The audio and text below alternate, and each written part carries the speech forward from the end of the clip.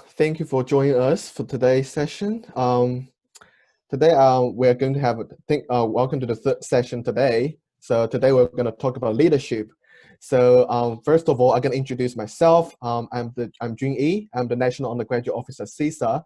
So CISA is the national body for international students. We lobby with the government to support international students. But today we have people from all the world. Welcome.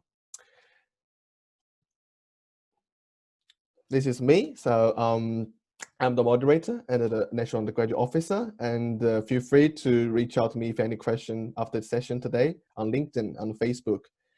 Then next, I'm gonna introduce our three speakers. How exciting that! And the first, I would like to ask Coby to introduce himself first, then Hope next, then Naishadh the third. So Coby, would you like to go first? Yes, thank you so much, Junyi. And my name is Coby, and I'm currently working as a Senior International Student Advisor at Deakin University. I'm also a founder of a community project called My Rainbow Story Project. So I've been involved in quite a few initiatives and projects in the past where it involved leaderships. So I'm here really excited to talk about leadership. And hopefully to share this journey together with all of you. Thank you. Thank you, Coby. Hope? Thank you, Junyi, and good morning, everyone. My name is Hope. I am a programs manager at Practera, and to those who are not familiar with what Practera is, we are an education technology company that we design and deliver a range of experiential learning programs using our tech platform. Who am I? I am a former international student originally from the Philippines.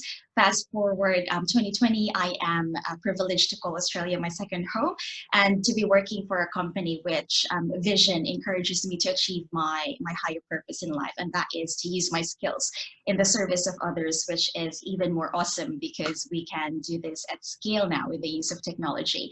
In my job, we are blessed to be in a position to inspire and guide young people during their project learning experiences. So I'm very excited to share some of the tips that I can and we can give you today. So thank you. Thank you, Hope. Naishadh? Thank you very much, Junyi, and hello to Hope and Coby.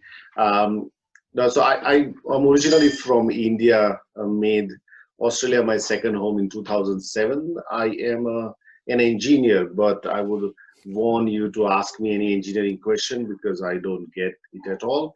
I have switched my career after coming to Australia, and since last 10 years, I've been involved with helping migrants and international graduates find a job, build their career, and realize their Australian dreams in Australia. And I also, have been working full-time. I've recently started a role with Center for Multicultural Youth as well. So yeah, thanks for the opportunity. I'm really excited to share some of my learnings in Australia. Thank you all. I think leadership is about diversity. I think so. Today, I think we have three people here. People has a different their personality, their character. This is our first question. Let's jump into it. So I think I'm gonna ask the three speakers how to use the personality and the character and strengths to lead others. So I think Hope, Coby, would you like to go first? Are you? Yep.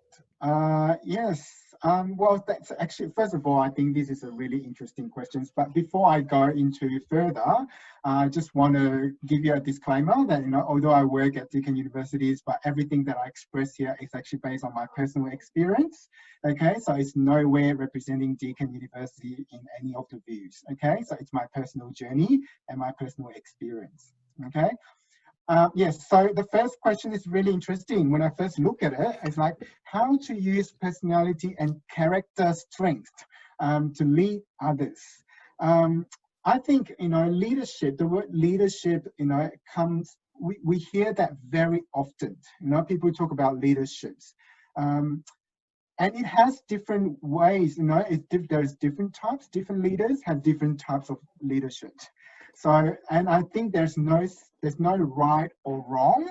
It's just that, it's different, and what works for someone, it might not work for another person, because that really depends on the context and the environment and the personality and then the strength and character.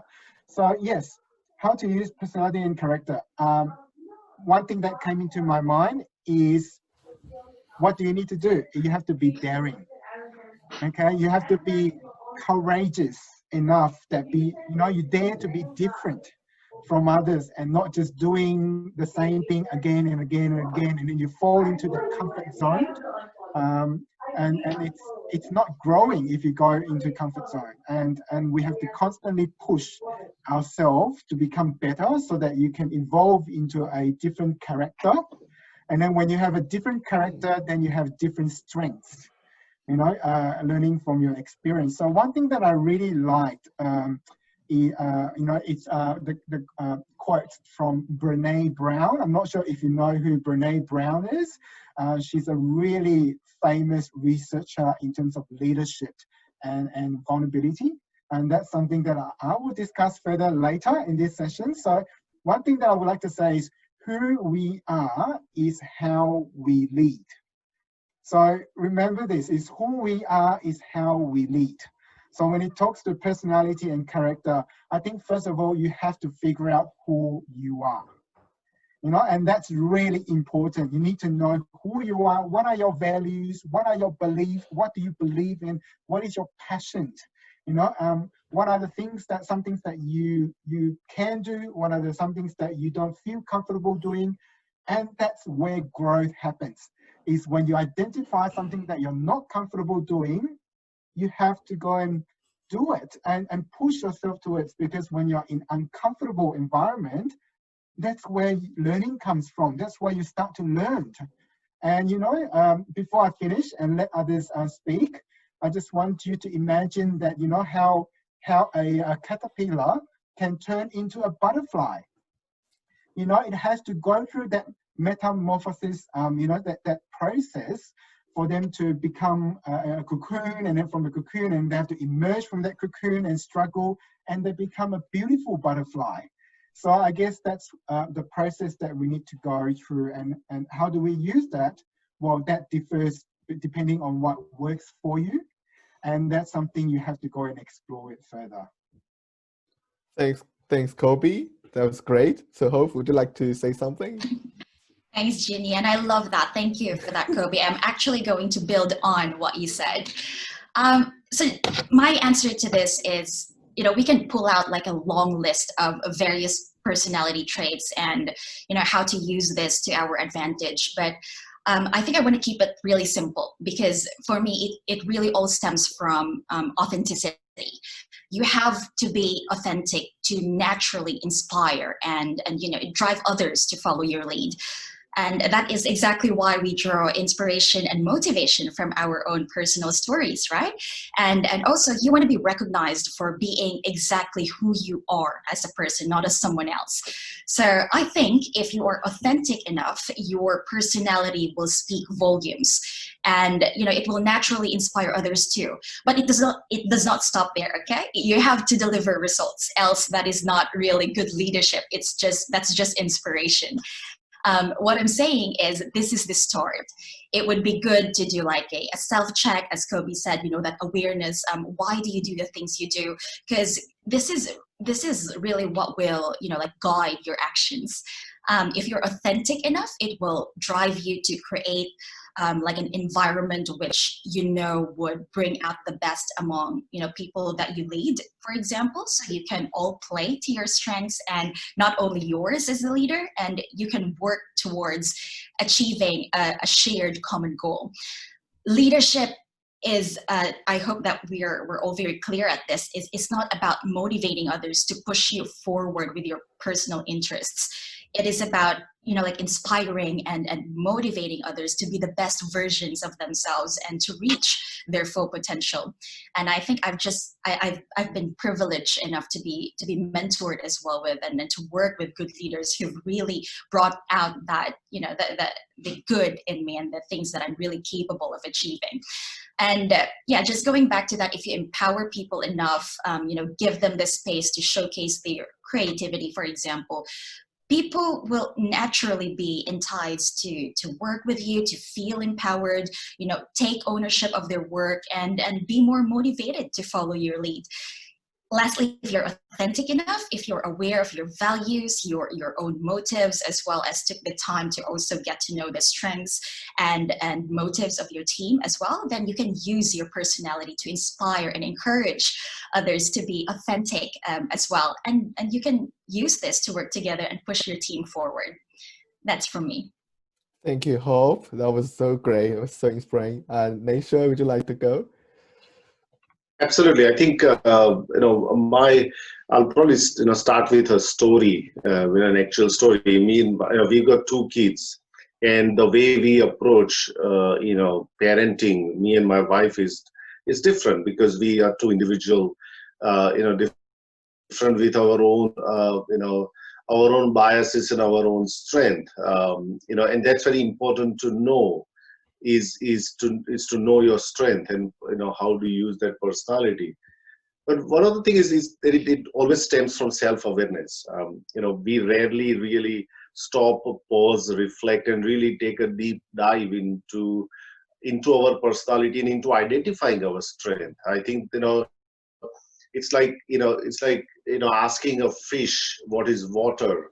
If you ask a fish what is water, he or she will never tell you, because they are so ingrained into it. So it's difficult for them to understand, water. Similarly, it is very important for you to go out and see what are your strengths, see, what makes you tick.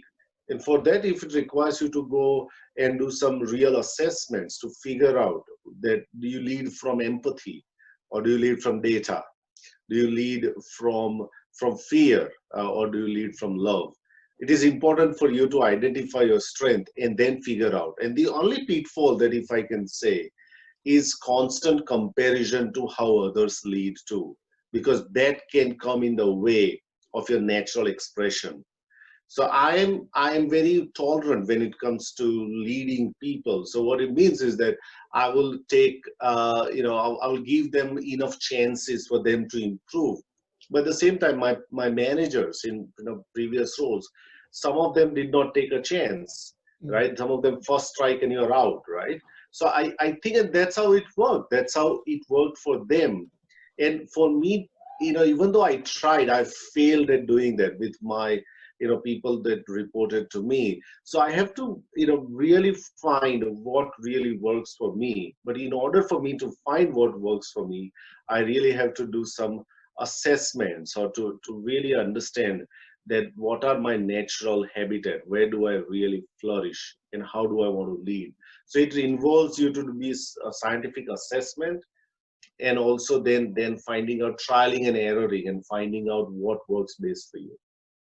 I think that was so great. I think the phrase speaker mentioned the one word is identify your strengths, know who you are. Then you go out to do more practice to get to know yourself much better. I think it's about self-awareness. I think because everyone's personality is unique. So I think your personality influences the people's behavior and their attitudes. And eventually you're gonna influence the way they perceive about this world. They will totally change their ideas when they were born. I think everyone has their personality, but if you learn some other strengths from other people, so it will make your personality much better. But I think in the 21st century, there's so many like leadership we should learn, leadership skill we should learn. There's so many. I think we can't learn them all, because I think everyone's time is limited. So if you want to be a good leader, you have to efficiently use your time. I think next question, we're going to talk about what leadership skill do you find out most useful in the 21st century? So Coby, would you like to go? Oh,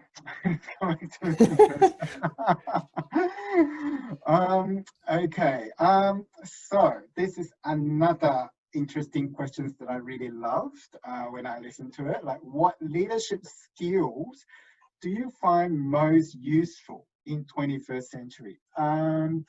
again, this question is actually quite subjective. As I said at the beginning, that different leaders have different leadership styles, and what works for others might not work in your context. So it really depends on where you work and also the people that you work with, right? And the people that you work with or the people that you lead, the team, each one of them have different personality and characteristics.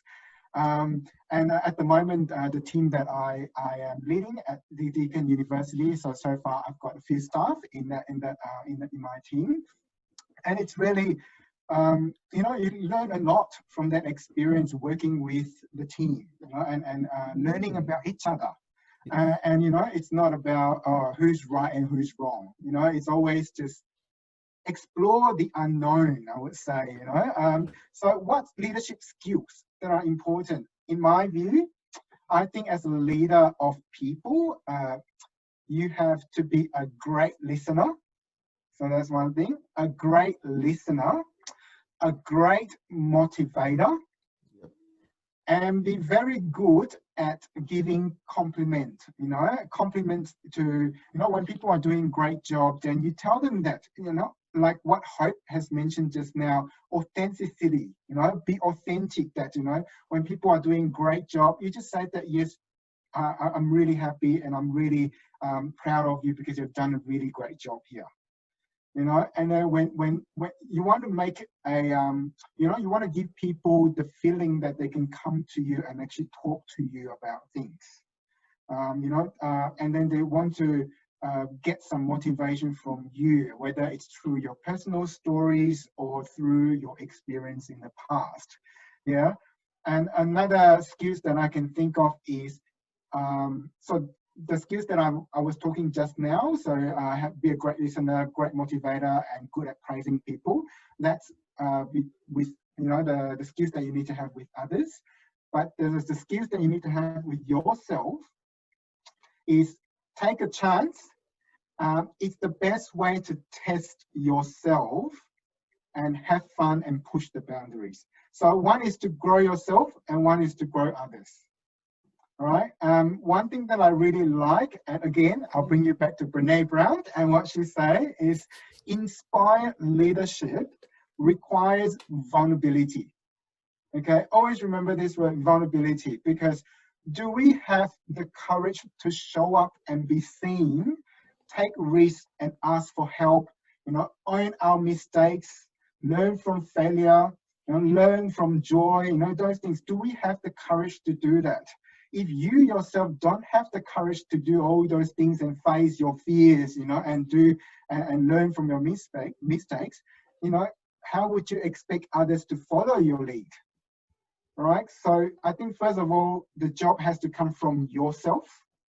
And then when you have done the job, and then you can inspire and motivate others to follow the same. So I would say, the skills have very high self-awareness, self-confidence, that that who you are, and of course self-worth.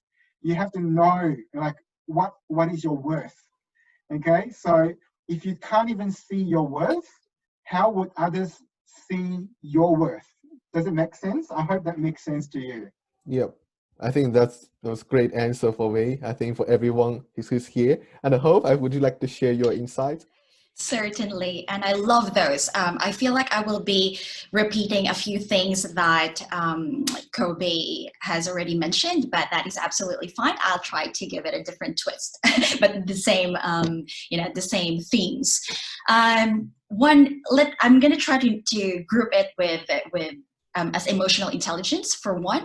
That is for me a very essential 21st century leadership skill that we must all learn to develop, young and old. And that is, awareness of yourself, awareness of others, how you manage your emotions, particularly negative emotions. How can you flip that to bring the good in every bad situation? For example, if you learn to improve on your EQ, you'd be better guided to respond in any given situation. for example, like when to show empathy, or how can you positively influence other people's emotions, for example. This will lead you to an increased understanding of people and situations as well. And the hope there is that we all learn how to foster and like good relationships, because if we think about it, leadership is really about leadership is really all about relationship building. So that's one, emotional intelligence. And another is, I'd like to group my 3 C's together, because this is really something that I have learned through my own journey, that is and has really taken me so far with where I am at with my career. And I hope that this will be very valuable to a lot of the younger people that we have here in our webinar, especially with international students who are still in that journey of trying to discover themselves and their skills in particular. My first C is courage. If you don't trust yourself, it is going to be very likely that others won't as well. So please, take the risk, be determined. If you make mistakes along the way, admit it. That is a very good characteristic of every leader. And you learn. Yeah, you learn from that. The second C is compassion. Show compassion not only to others when you're leading them, but also to yourself. But I guess let's not touch on the topic of self-care. That is going to be a totally different topic. But yes, being a compassionate leader is something that I strongly believe what we all need during these times. Because you want to give that genuine feeling to others that they're being listened to, because you also want to be heard. So in any given circumstance, that is it. I think we all need that. And lastly, collaboration. We all need to learn how to effectively collaborate, and not only because you're a leader that you are, you're the one who's like calling the shots. If you are a good leader who knows how to effectively,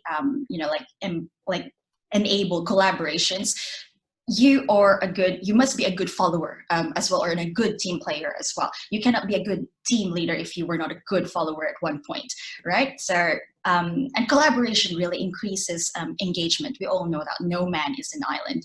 So be dependable and be a good role model. Thank you. That was a great answer, I think, for me. I think empathy, that's the ones to be a good leader. I think, Naishadh, would you like to share some of your ideas?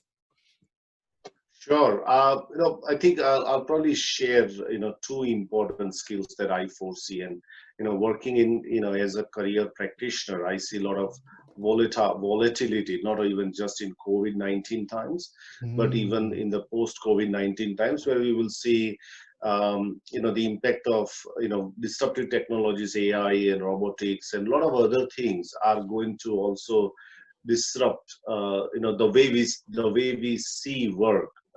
Itself. In that context, 2 things that I feel that a leader, or anybody for that matter, can cultivate. One is communication skill. I think Coby touched on that, the listening part. I'll touch on the other part, which is communicating effectively. I think it's an area that we all need to learn, and it's an area that we all, need to continuously invest more and more time and energy behind it. And also, even in communication, you got to try it out. You got to have that ability to, I'll try it out this way too with my team and see if this works or not. Because we've been taught very ideal ways of communicating in our books. We go to management school or anywhere, that doesn't really work. You're not Tony Robbins or Brené Brown, for example, or Oprah Winfrey, that you'll walk up to a stage and 10,000 people will have goosebumps. No, it's not going to happen. Probably nobody will move out of their chair even after you thought that you did a excellent motivational speaking. Nobody would move an inch. So I think we all need to, pushing, understanding communication as a very profound skill and learning it. It requires you to go and join a Toastmasters club. Do that, because what that is you're sharpening that, and so that's number one. Secondly, I think the leaders need to develop an insatiable appetite for curiosity. That's another thing that I think we see less and less in people. And specifically from the career of context, we see less and less, is that we are not really thinking why this works this way. We are not spotting gaps. We are not really spotting, problems.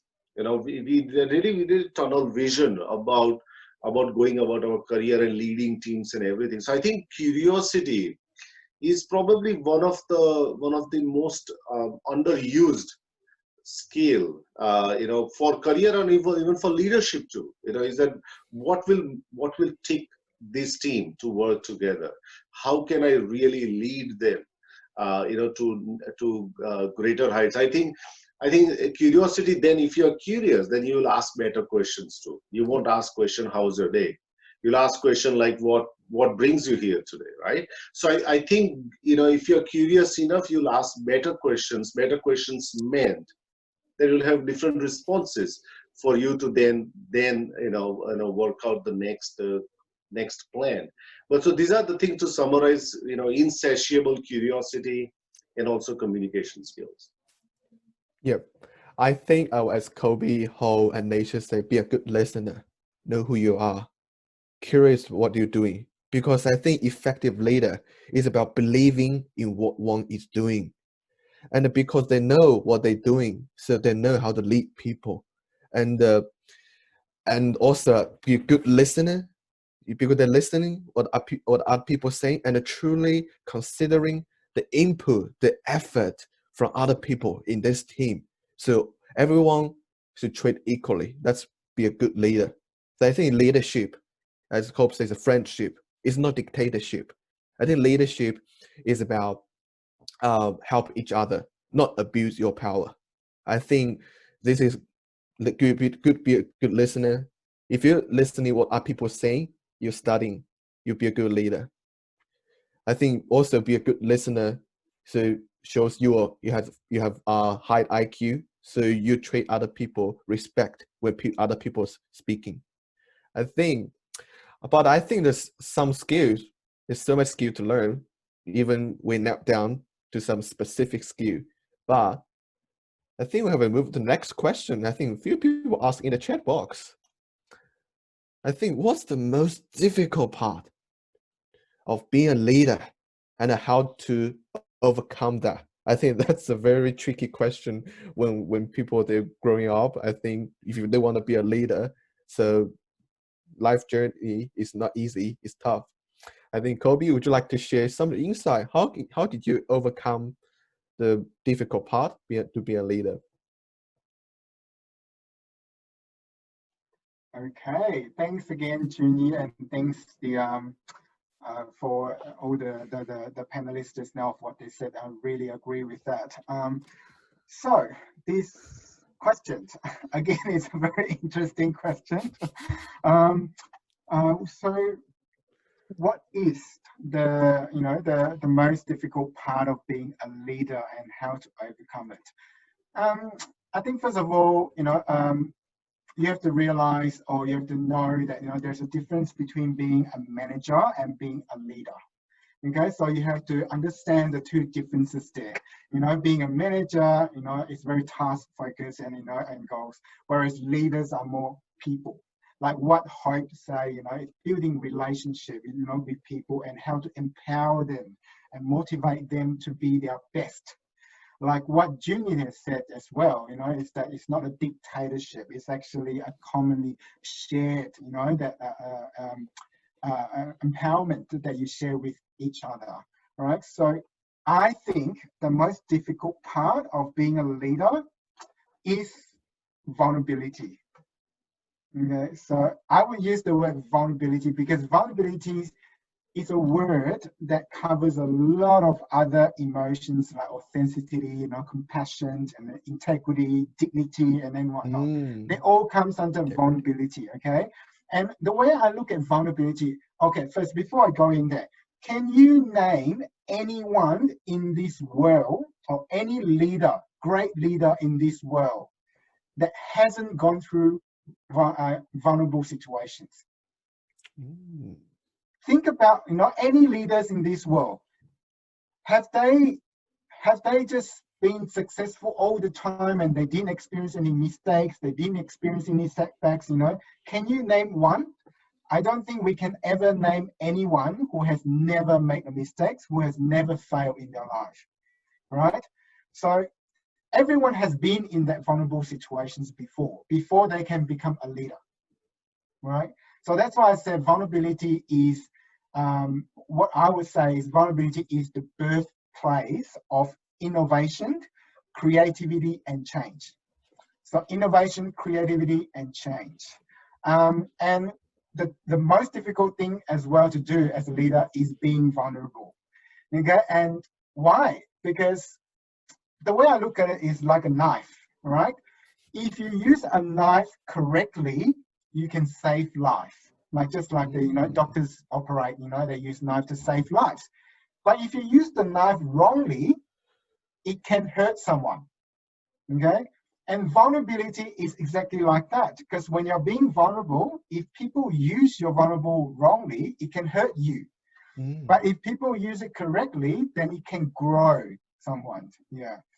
So I would say the most difficult thing is vulnerability.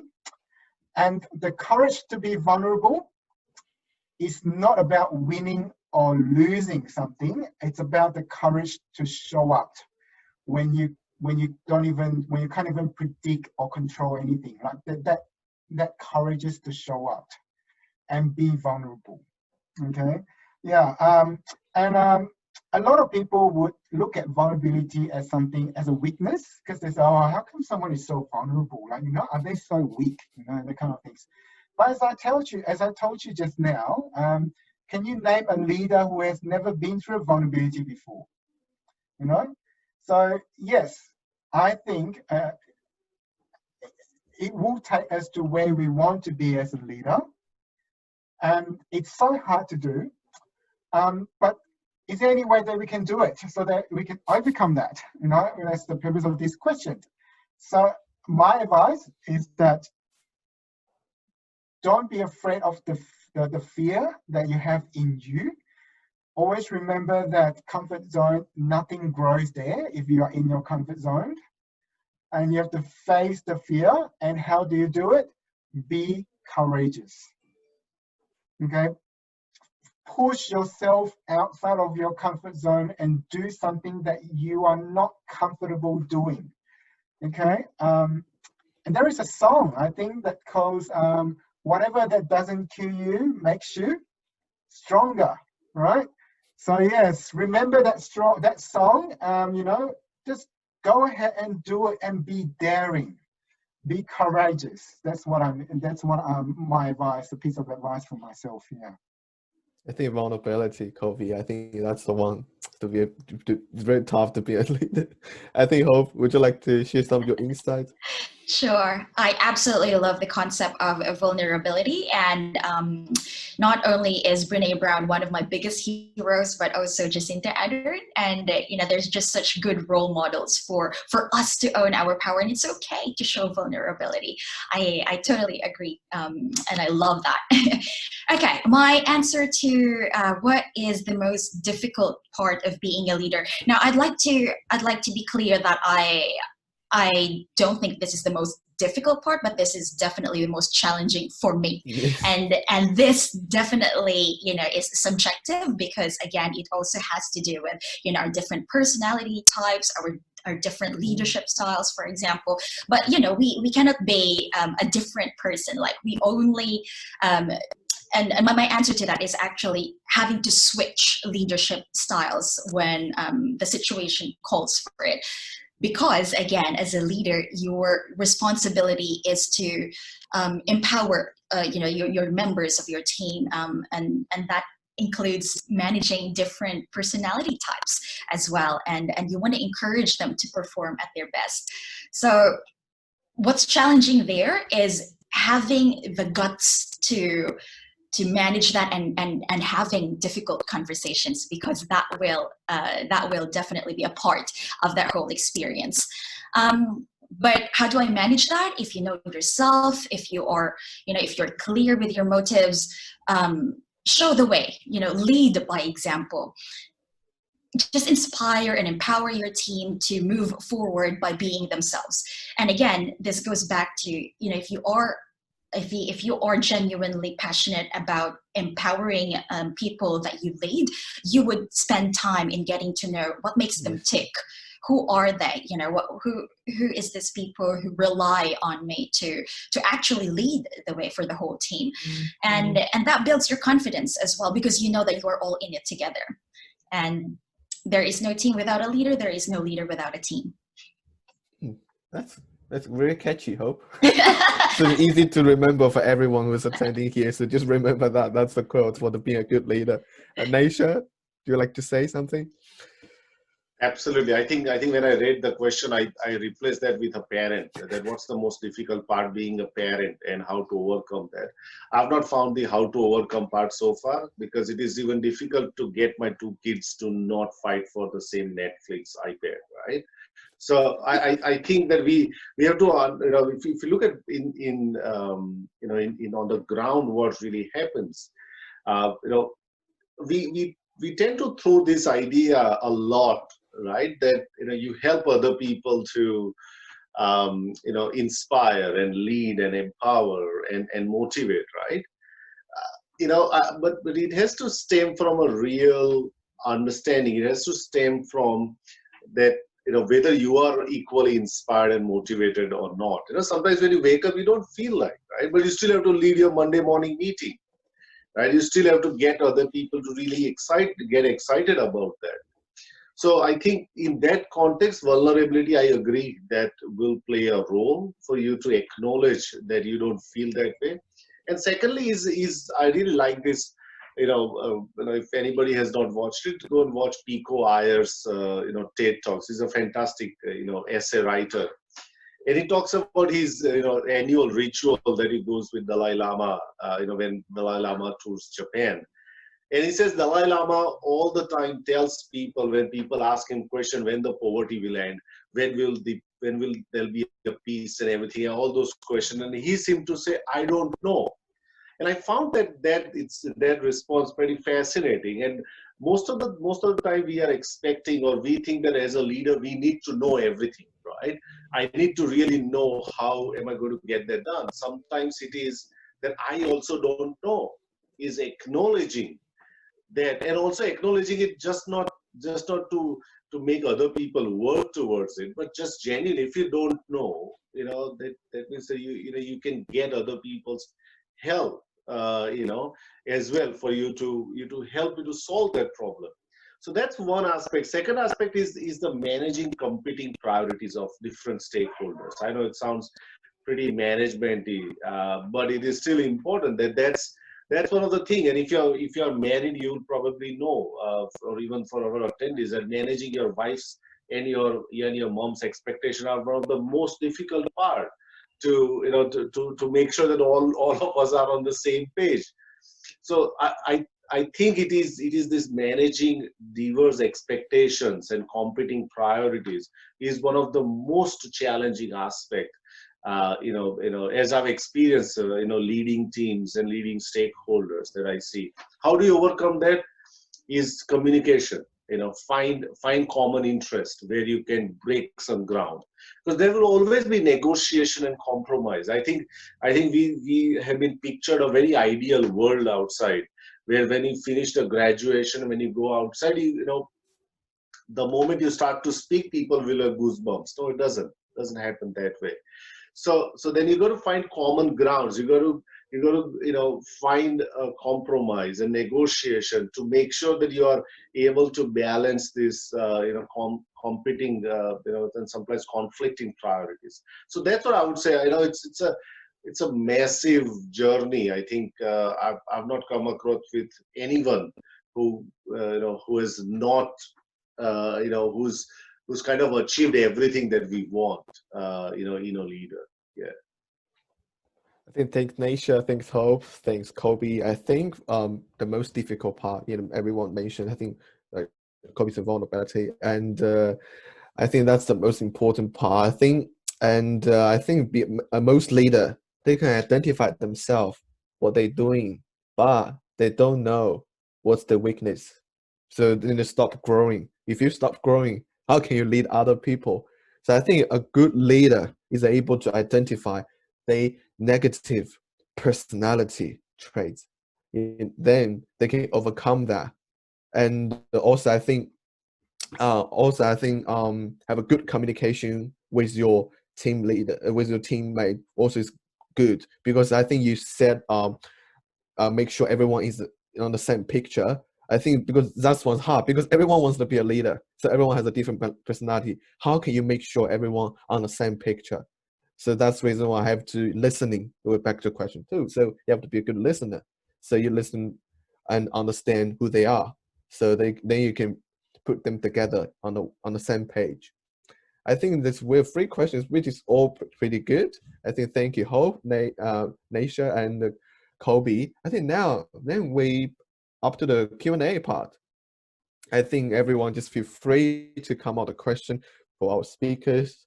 I think because during this COVID, I think everyone has so much question, because I think everyone wants to empower their personal branding. So I think now is a good chance to ask the question for our speakers.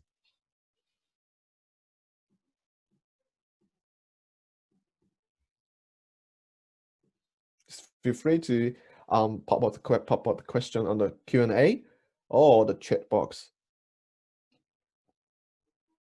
And I think we have a few questions before, and I think for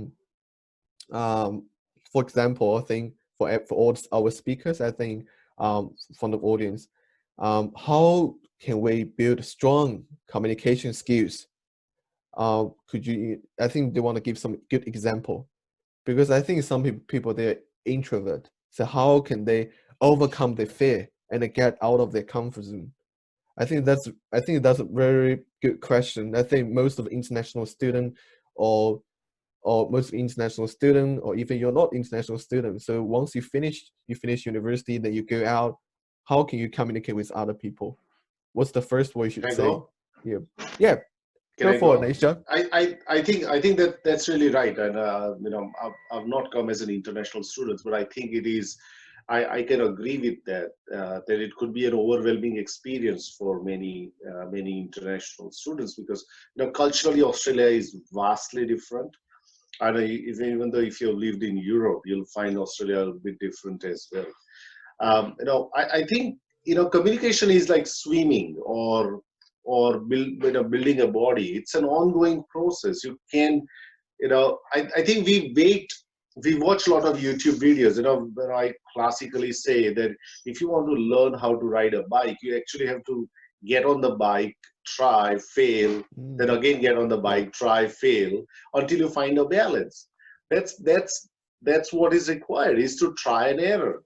When I came here 2007, and probably June, or even Coby, when we would have improved the way we speak, or the way we communicate, not so much we speak, out of just trial and error, and giving it a go, see what happens, right? And secondly, for those people who are introvert or shy, or people who don't think so, take smaller goals.